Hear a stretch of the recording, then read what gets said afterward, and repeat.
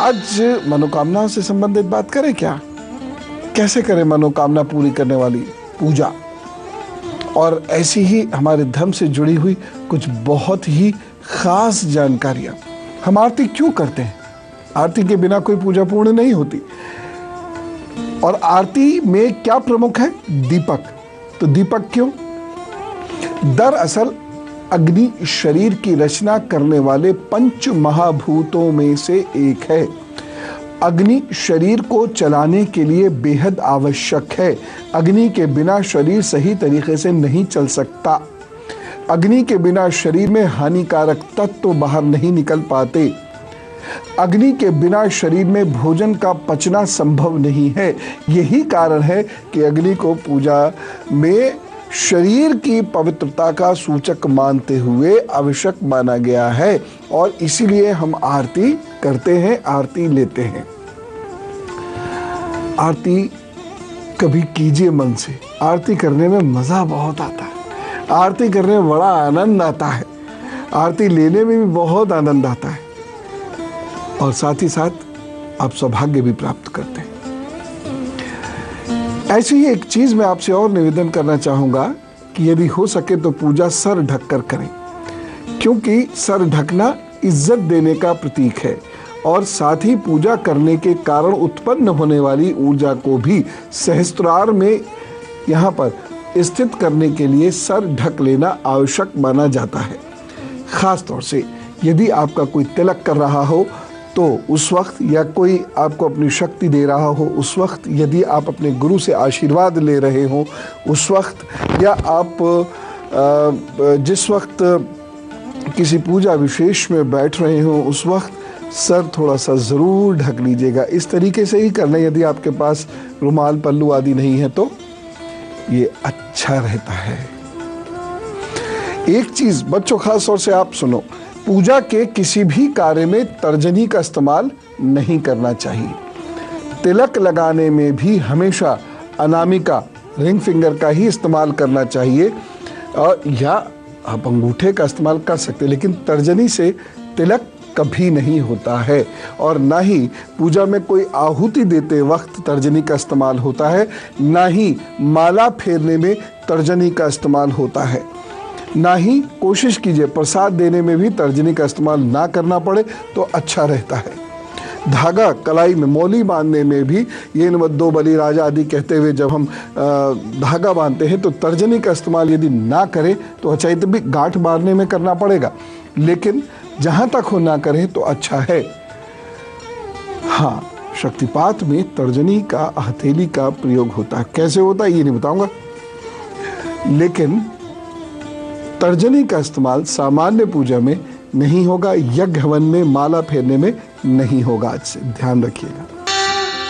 पूजा में 2-3 बातों का ख्याल आपको और रखना चाहिए। जरा नोट कीजिए। जनेऊ को सदा दाहिने कान में ही लपेटा कीजिए। क्यों?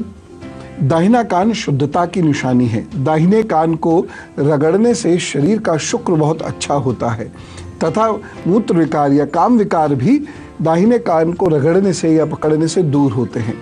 शौच कर्म करने में जनेऊ को हमेशा कान पर लपेट लिया जाता है जिससे वो गंदला ना हो, और वैसे भी नाभि के नीचे हिस्से को अपवित्र माना जाता है।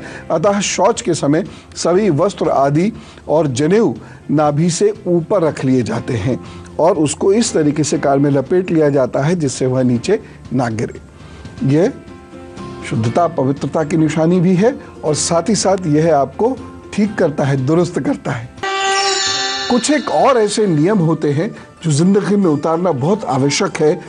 जिंदगी बेहतर होती है, कार्य बेहतर होते हैं, तन मन बेहतर होता है। कर्ज मुक्ति और साथ ही साथ धन की कामना करने वाले व्यक्ति को इस मंत्र का निरंतर जप करना चाहिए।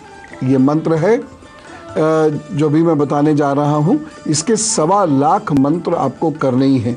इससे आपकी आर्थिक स्थिति में आश्चर्यजनक रूप से सुधार आने लगेगा। और मंत्र क्या है? बहुत सिंपल सा, गो वल्लभाय स्वाहा, गो वल्लभाय स्वाहा, गो वल्लभाय स्वाहा करते रहिए और माला से करते रहिए इसको। इसकी आहुतियाँ भी आप दे सकते हैं। जब ये 1.25 लाख पूरा होगा, बल्कि 1.25 लाख पूरा होते होते आपको लाभ दिखने लगेगा। एक दूसरी बात, मामा को कभी रूठने मत दीजिएगा। हाँ, बहुत ही अगर रूठने ही वाले हैं तो क्या कर सकते हैं आप, लेकिन अपनी तरफ से कुछ गलत करके मत रूठने दीजिएगा, नहीं तो भाग्य के सम्मुख परेशानियां सदा आती रहती हैं। ऐसे में यदि मामा जी रूठते हो तो सोमवार को दूध के दान का एक नियम बना लीजिएगा। मंगल यदि आपका कमजोर है तो कभी आप बड़े निर्णय ले ही नहीं पाएंगे, डरेंगे निर्णय लेने में।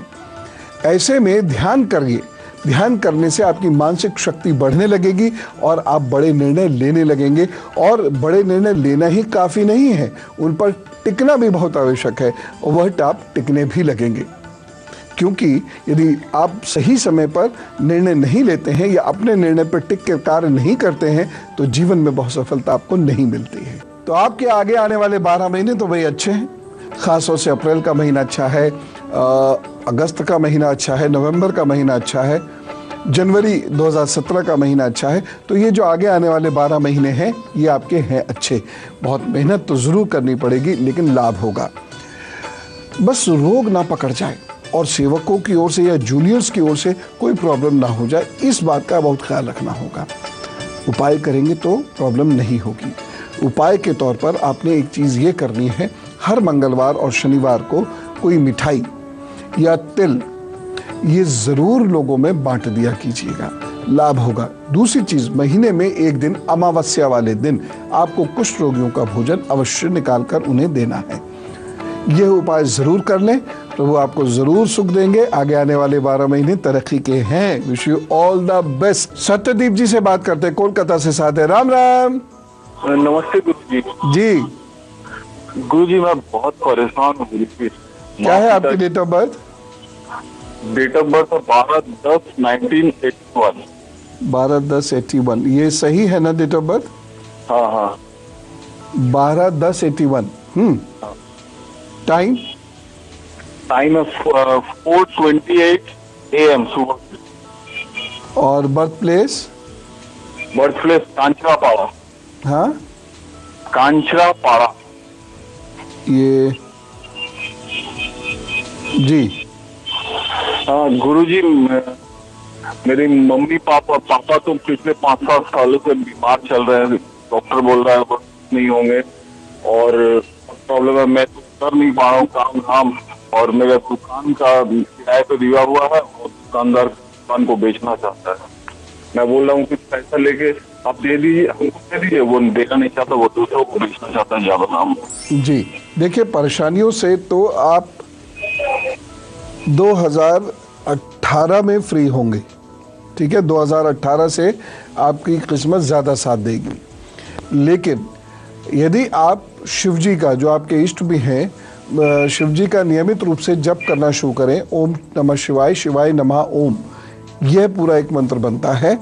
यदि आप 5 मालाएं इसकी बहुत ध्यान से करें और साथ ही साथ थोड़ी सी देर शिव पर ही या उनके चरणों में ध्यान लगाना शुरू करें तो आप साल भर के अंदर अंदर काफ़ी परेशानियों से मुक्त होना शुरू हो जाएंगे।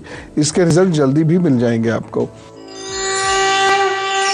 और अब गुरुवंत, जब भी आप कभी बहुत द्वंद में फंस जाए, ये करे कि वो करे, वो करे कि ये करे, और आपको कोई सलाहकार भी उस वक्त ना मिल पाए, गुरु भी आपका साथ ना दे पाए, या उनसे बात ना हो पा रही हो, आपको कभी कभी हमें इंस्टेंट डिसीजन लेने होते हैं और फ़ोन मिलाते हैं गुरु जी को या किसी अपने सलाहकार को, अपने घर के लोगों को, अपने शिक्षक को, तो वो फ़ोन नहीं मिल पाता, कुछ ना कुछ ऐसी परेशानी हो, तो ऐसे में ईश्वर का आदेश प्राप्त करना चाहिए। ऐसा करने के लिए मन को बहुत समर्पित भाव में लाकर अपनी बात अपने इष्ट से कह दीजिए और छोड़ दीजिए उनके पास। फिर कितने भी दिन क्यों ना लग जाए, लेकिन ये ज़रूर है कि वह आपको आपका मार्ग दिखा देंगे, आपको आपके प्रश्न का उत्तर मिलेगा। कभी ऐसा करके देखिए, कभी करके देखिएगा। भगवान आपको रास्ता देते हैं, हम रास्ता उनसे मांगते कम हैं, हम तो केवल चमत्कार मांगते हैं। वो उनका मन है, दे तो ना दे तो, लेकिन रास्ता मांगेंगे ज़रूर देंगे। तो ये मैंने आपको बहुत महत्वपूर्ण बातें बताई आज, इनका जीवन में पालन कीजिएगा, बाकी अच्छा होगा। चिंता नहीं कीजिए, बस अपना उत्साह ठंडा नहीं होने दीजिएगा। मस्ती से अपने रास्ते पर लगे रहिए और जिससे नाराज़ है भी ना, क्षमा कीजिए उसे और उससे ही जाके मिलिए, सब ठीक होगा।